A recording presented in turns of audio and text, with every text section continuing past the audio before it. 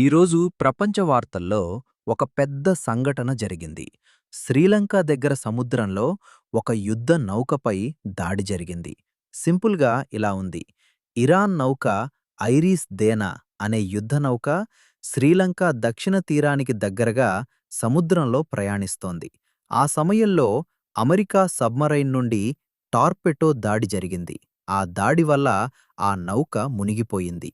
నౌకలో సుమారు 180 మంది సైలర్లు ఉన్నారు. ఇప్పటివరకు 87 మంది మరణించినట్లు సమాచారం. 32 మందిని శ్రీలంక నేవీ రక్షించింది.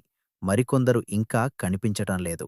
ఇది ప్రస్తుతం జరుగుతున్న అమెరికా-ఇరాన్ యుద్ధ ఉద్రిక్తతలో భాగం. అమెరికా ఈ నౌకను సైనిక లక్ష్యంగా దాడి చేసింది అని చెబుతోంది. ఇరాన్ మాత్రం దీనిని అన్యాయం/యుద్ధ నేరం అని విమర్శించింది. దాడి జరిగిన వెంటనే శ్రీలంక నేవీ రెస్క్యూ ఆపరేషన్ ప్రారంభించింది. గల్లే ప్రాంతంలోని హాస్పిటల్‌కు రక్షించిన వారిని తీసుకెళ్లారు.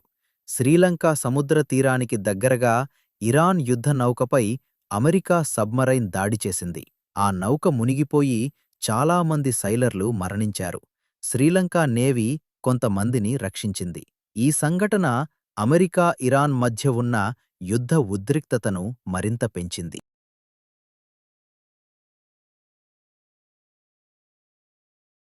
దీనివల్ల ప్రపంచంలో ఇంధన ధరలు మరియు ఆర్థిక పరిస్థితి దెబ్బతినే ప్రమాదం ఉందని నిపుణులు చెబుతున్నారు.